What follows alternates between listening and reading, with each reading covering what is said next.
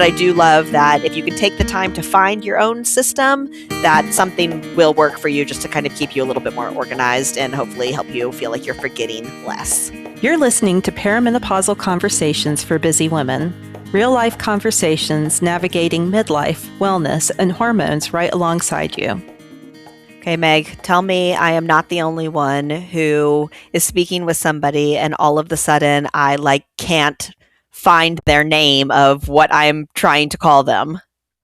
You are definitely not alone on that. I just earlier this week actually had that happen to me. So I have 3 sisters, as you know, and I was talking to one of my sisters about a conversation I had with another sister about getting a graduation gift for my nephew, not like gossiping or anything like that. But I told my sister, I said, so I was talking to, and said one name. And I was like, that's not the name. Next name, that's not the name. I said her name, who I'm talking to. It was just like, what in the world? So I went through all these names before I got to the right name. And the whole time, I knew who I was talking about, but my thought was, oh my goodness, I sound like my mother, only my mother would have thrown in the dog's name as well. What is going on with my brain? I have definitely experienced the walking into a room and forgetting why I came in there, but I think this is the first time I've experienced not being able to pull the name out of my brain to be able to communicate appropriately. So I don't know that the name thing is as much brain fog as our brain just moving way quicker than what we can actually spit out, because I feel like I do the name thing not necessarily often, but at the same time, like my kids, I will say one's name and I totally mean the other. But if they're, arguing about something and I'm specifically trying to talk to one person, it ends up half of the first name of one and the other half of the other one. They just kind of get blended together. Have definitely called people the dog's name before.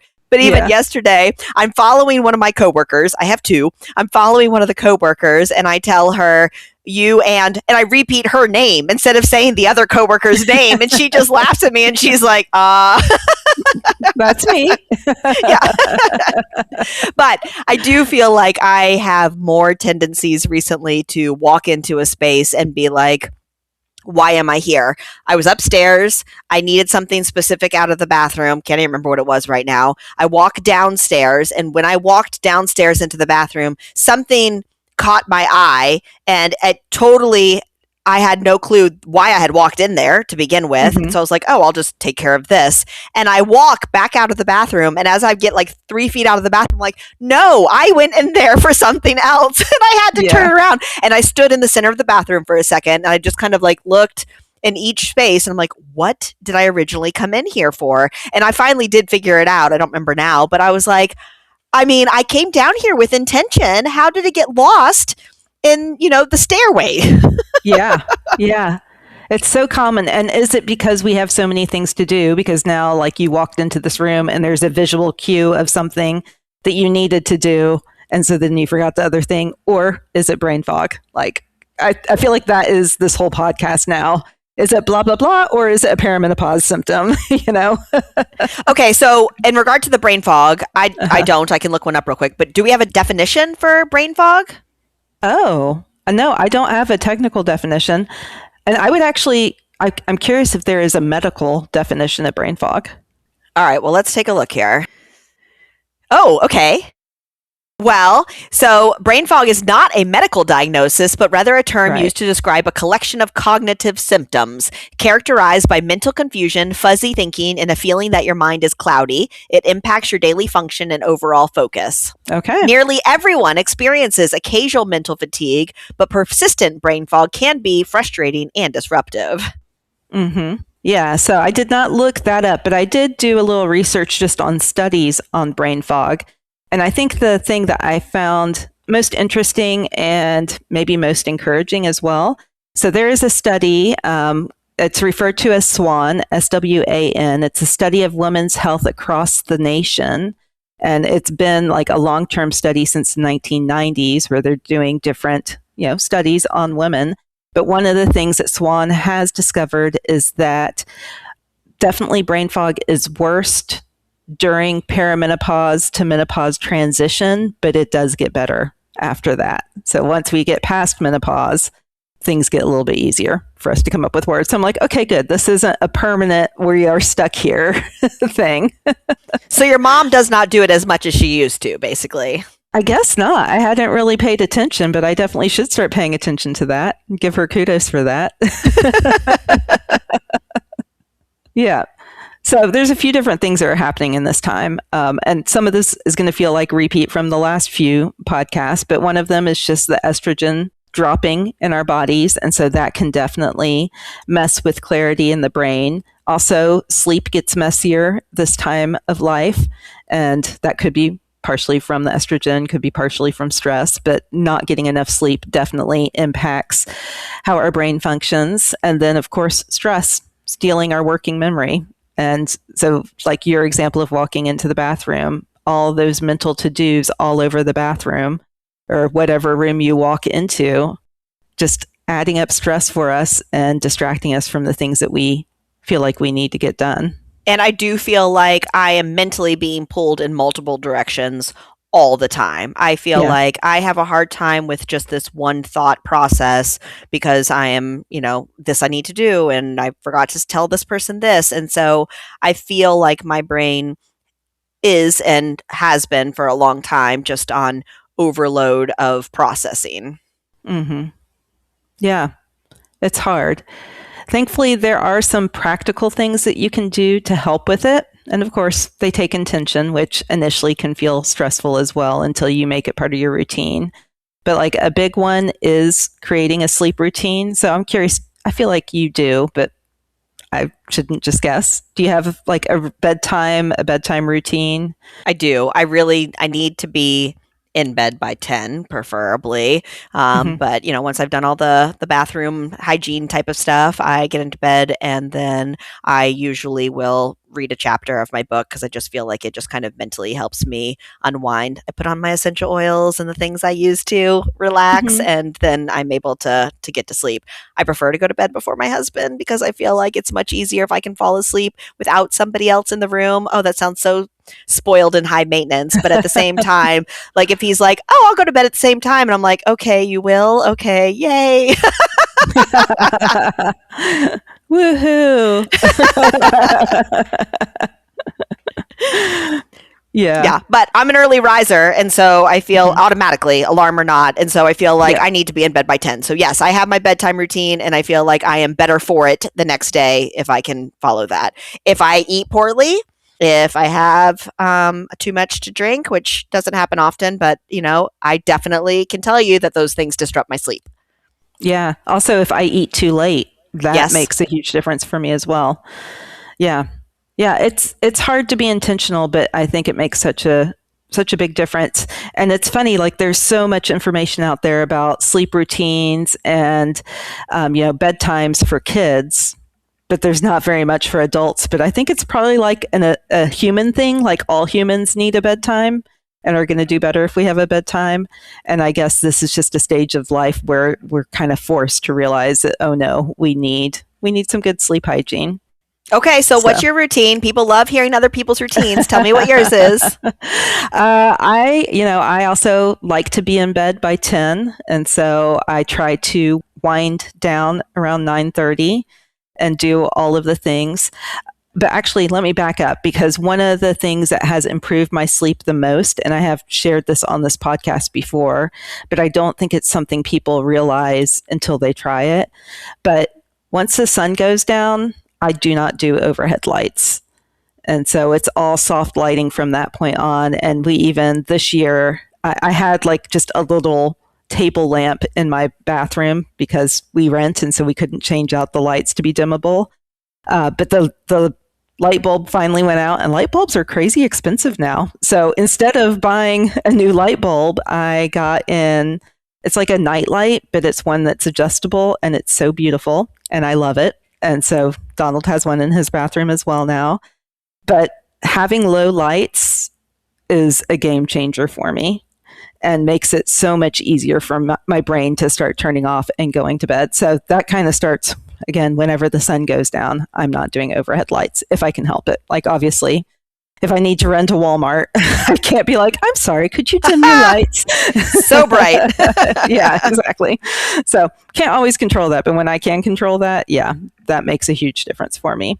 Yeah. And then like you, I like to read before I go to sleep as well. Not like to, I feel like I have to read before I go to sleep. And even right now, I am reading a book that I am not that into. And part of me thinks I should just give it up. I mean, I downloaded it for free. It's not like I spent money on this. I should just stop reading it. But at the same time, lately, I've been really tired. So I'm like, no, it's probably good for me to read something boring, you know? So it's just I can't remember. Pages. Are you a nonfiction before bed versus a fiction before bed? I'm fiction only before bed. Okay. Yeah. I'm nonfiction the rest of the time. Okay. Yeah. Because, nonfiction definitely makes my brain work more. Whereas fiction, it's just a nice story. Or in this case, just a really boring, not well told story. We won't say which story that is. No, we're not going to throw any author under the bus, especially because the book I read before that was hers, one of the best books I've read this year. So, okay. Yeah. So maybe, I mean, who knows? I'm 70% through. Maybe the last 10% of the book is going to make it all worth it. Or not. Maybe I'll just sleep a little better for a few weeks because it's boring. So another like practical thing that we can do to help with brain fog is moving our body every day. And I'm sure people are tired of hearing like, I need to strength train. I need to go for a walk. But it really is important. And, for cognitive health, so important. Just even doing squats, any of the big muscles in the body is going to help with cognitive health. And then the third tip is nutrition. I know, shocking that I'm bringing that up. But there's so many connections between blood sugar dysregulation and brain health. And so, if you can eat a well-balanced diet, have colorful plants with it on your plate, paying attention to getting enough protein, eating omega-3 fatty acids, even things like nuts and seeds in your diet, all of that, and just kind of cutting back on the processed foods, all of that is going to help with your brain clarity. Sugar, I should have mentioned that one too, but sugar is a huge one. So many people notice a difference when they cut sugar out. Yes. Yeah. So some practical tips. There is hope. But for me personally, I think that study finding out that this isn't a forever thing, just at least for me, brings me some peace of mind. And I do think systems in place is important too. I learned a long time ago, I am not a digital calendar person. My friends all laugh at me because, if they say, are you available whenever? And we're all standing in front of each other, they check their phones. I'm like, I'll let you know when I get home and look at my calendar. Yeah. Because it just helps. And I feel like my family's used to the calendar now. And so it's just as easy for us to navigate.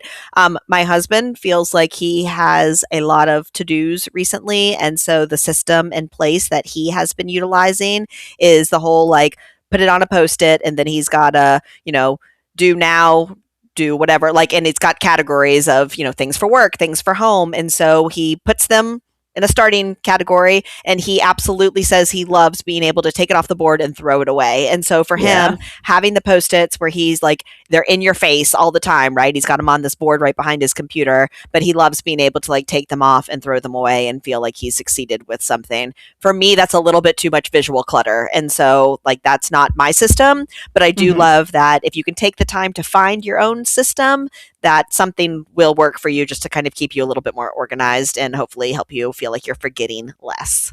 Yeah, no, that's such a good point. I mean, just even a to-do list or a grocery list, like I think most people know shopping with a grocery list, you'd be way more successful. So yeah, I'm glad you brought that up. It's that external brain system, basically. So we don't have to keep it all in our minds. No, and I think we live in a world that there are so many different creations for this. I mean, again, I'm a physical calendar person, but I've had a lot of people tell me recently about those digital calendars that are on your wall. So it's like a digital thing that's in your home. But one of my patients was telling me how much she loved it because you have the family calendar, but you can swipe right and then see a personal individual calendar for this person, swipe and see the next person's. And so she's like, it's so easy to keep track of everybody's stuff all in one place versus having to share something on this little tiny device that I hold in my hand and me trying to find, this has a dot on this day. What am I doing on that day? Like, that's too much for me. I need to see it written out. Yeah, I do a combination of digital and paper calendar. I guess technically my digital calendar is my primary calendar, but I like to write down, at least for the week, what I've got going on, and that kind of cements it in my brain. So, but yeah, figuring out the system that works for you. And honestly, a lot of the stuff is things that we cover in Balance in the Messy Middle, which is a membership for women in perimenopause and beyond. And it's just to get those, I say simple, but it's not really simple, but those things that we know that we need to be doing, like setting up the bedtime or dealing with mental clutter or eating all the colors in the rainbow, stuff like that. So each month we have a different challenge. We've got education on why it's important for women in perimenopause and beyond. And we have accountability. And every month somebody wins either $100 or a free biofeedback scan. And so it's well worth the $33 a month. So if you're listening to this and you feel like you need that type of accountability, we do have a link in our show notes for Balance in the Messy Middle. So go check that out as well. Okay, Heather, anything else? I can't think of anything. Is it brain fog or are we out of topics? I think I'm just done. Okay. Well, thanks for listening. We will have a brand new episode for you in 2 weeks. And share this with a friend if you know somebody who's struggling with brain fog. Hopefully it will give them some ideas or just give them hope that this isn't going to last forever. These statements have not been evaluated by the Food and Drug Administration. This podcast is not intended to treat, diagnose, cure, or prevent any disease.